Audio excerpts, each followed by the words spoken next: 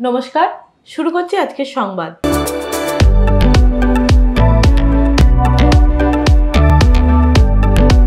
Bengal clinical establishment owners অ্যাসোসিয়েশনের উদ্যোগে বর্ধমানের জাগরি সভাগৃহে এক আলোচনা সভার আয়োজন করা হয়। 27শে ফেব্রুয়ারি আয়োজিত এই সভায় দক্ষিণবঙ্গের বিভিন্ন জেলা থেকে সংগঠনের প্রতিনিধিরা উপস্থিত হন। সংগঠন মোটামুটি আমাদের প্রায় 15 বছর হয়ে যাচ্ছে, কিন্তু প্রত্যেকে ইন্টারেস্ট পাচ্ছে না। প্রত্যেকে বলছি, আমরা প্রত্যেকে ফোন করছি, জানাচ্ছি। এখন এই সংগঠন যেটা জেলাব্যাপী, যেটা রাজ্যব্যাপী হয়েছে, এই সংগঠন যদি আমাদের যে মেম্বারকে প্রভাবিত করতে পারে, তাহলে আনতে পারে, সেই চেষ্টায় আমরা রয়েছি।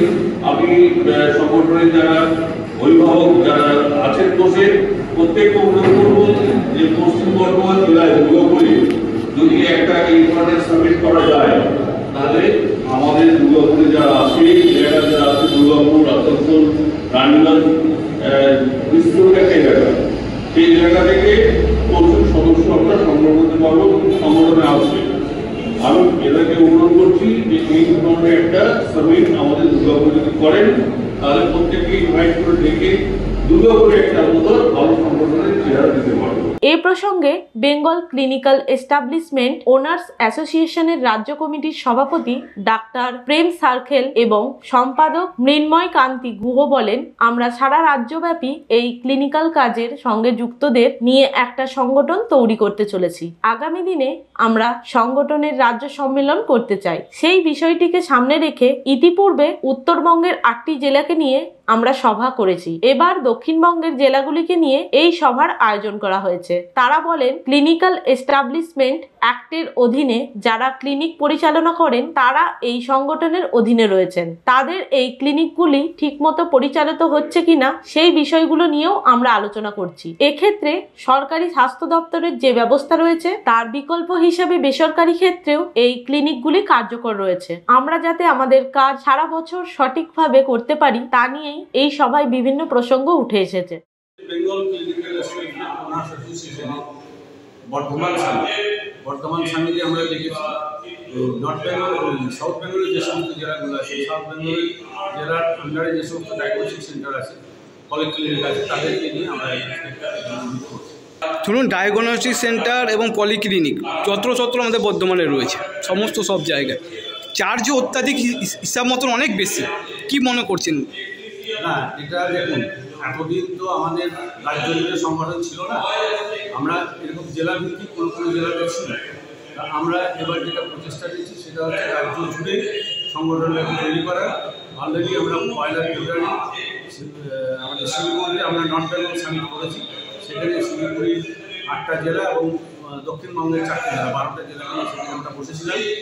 সেখানে আমরা খুব সাকসেসফুলি মিটিং করেছি, সেখানে তারপর জেলা কমিটি তৈরি হয়েছে। এখন আজকে আমরা বলছি দক্ষিণবঙ্গের জেলাগুলোকে নিয়ে যখন সংগঠনটা আমাদের তৈরি হয়ে যাবে, তখন আমরা এই যে আপনি জিনিসটা বলছেন যে পেশেন্ট ইচ্ছায় করছে, সেই ব্যাপারগুলো যাতে না হয় সেটা। অনেক সময় দেখা যাচ্ছে পেশেন্ট পার্টি আমাদের কাছে কমপ্লেন করছে, আমরা দেখতে পাচ্ছি যে ক্লিনিকে তারা টেস্ট করছে কিন্তু ঠিকঠাক রসিদ দিচ্ছে না, এরকম অনেক কিছু দেখা যাচ্ছে। একদম 100 বার বলুন। সেটা হচ্ছে আমরা গভর্নমেন্টের পরিপূরক হিসাবে কাজ করছি, তাই না? এত বড় জায়গাতে শুধুমাত্র সরকারের পক্ষে স্বাস্থ্য পরিচালনা করা সম্ভব নয়। প্রাইভেট অর্গানাইজেশন থাকতেই হবে, কিন্তু সেটা তারা স্বেচ্ছাচারিতা করবে, এটা মেনে নেওয়া যাবে না। আমরা এই জন্য সংগঠন থেকে এটাই করতে চাইছি যে সমস্ত নিয়ম কানুন মেনে করতে হবে। এবং আপনি যেটা বললেন যে পরীক্ষা করলে রসিদ দেওয়া হবে না, এটা হতেই পারে না। আপনি যদি সেই সেন্টার যদি লাইসেন্স সেন্টার হয়, তার যদি লাইসেন্স থাকে, তিনি যদি রসিদ দিতে না চান, তাহলে আপনারা আমাদের সংগঠনকে বলুন, আপনারা সিনোমিজকে বলুন, নিশ্চয়ই তার বিরুদ্ধে ব্যবস্থা।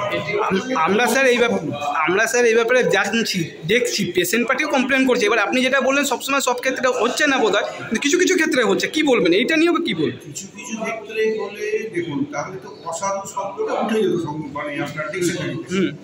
সর্বক্ষেত্রেই ভালো এবং মন্দ থাকে, এবং মঙ্গলকে ভালো করারও একটা প্রচেষ্টা আমাদের থাকবে, তাই তো প্রেম যাচ্ছে। আমরা সংগঠনে তো সেই জন্য কাজ করছি। আজকের এই সম্মেলন থেকে কি কি জিনিস উঠে আসবে? আজকে সংগঠনের আজকের যে সম্মেলন তার মেইন উদ্দেশ্য হচ্ছে আমাদের স্টেট লেভেলে সেরকম কোনো প্ল্যাটফর্ম নেই।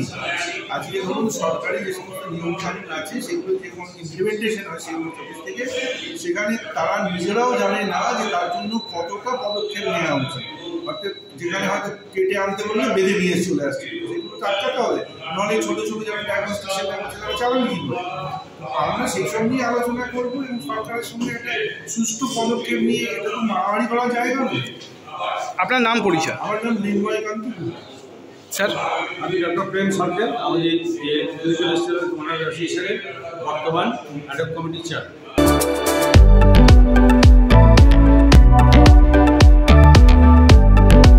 24শে ফেব্রুয়ারি পতাকা উত্তোলন সহ বিভিন্ন অনুষ্ঠানের মধ্য দিয়ে শুরু হলো মায়াপুর ইস্কন মন্দিরে গৌর পূর্ণিমা বা শ্রীকৃষ্ণের দোলযাত্রা উৎসব।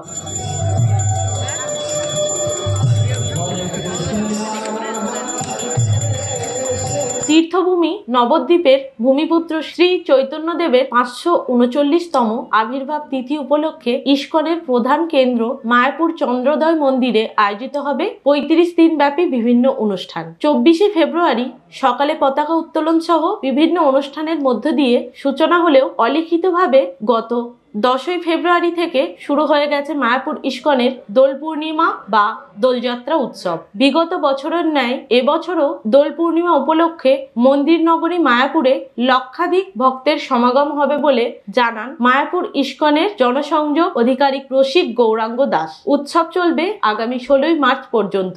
সমগ্র বিশ্বের প্রায় শতাধিক দেশ থেকে প্রায় 5000 বিদেশি ভক্ত এবং ভারতের বিভিন্ন প্রদেশ থেকে প্রায় লক্ষাধিক ভারতীয় ভক্ত মায়াপুর ইস্কনের গৌর পূর্ণিমা উৎসব অনুষ্ঠানে যোগ দেবেন। ইতিমধ্যেই বহু বিদেশি ভক্ত গৌর পূর্ণিমা উৎসব উপলক্ষে মায়াপুরে পৌঁছে গিয়েছেন বলে জানা যায়। মায়াপুর ইস্কন চন্দ্রোদয় মন্দিরের জনসংযোগ আধিকারিক রসিক গৌরাঙ্গ দাস জানান, দীর্ঘ 1 মাস ব্যাপী শ্রী চৈতন্য মহাপ্রভুর 539তম জন্মতিথি উদযাপনকে স্মরণীয় করতে বিভিন্ন অনুষ্ঠানের আয়োজন করা হয়।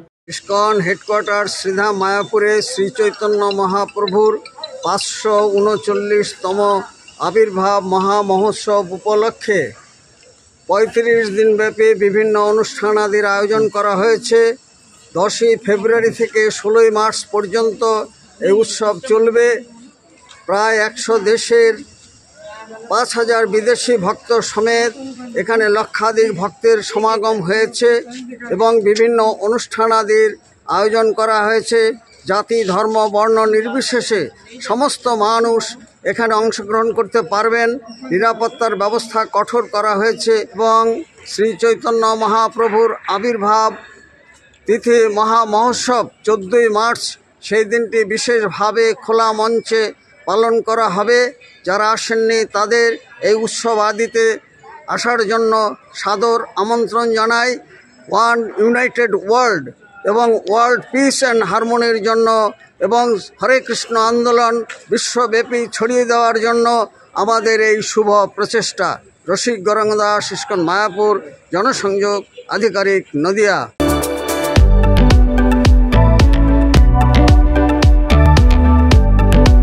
আজকের সংবাদ এই পর্যন্তই। নমস্কার।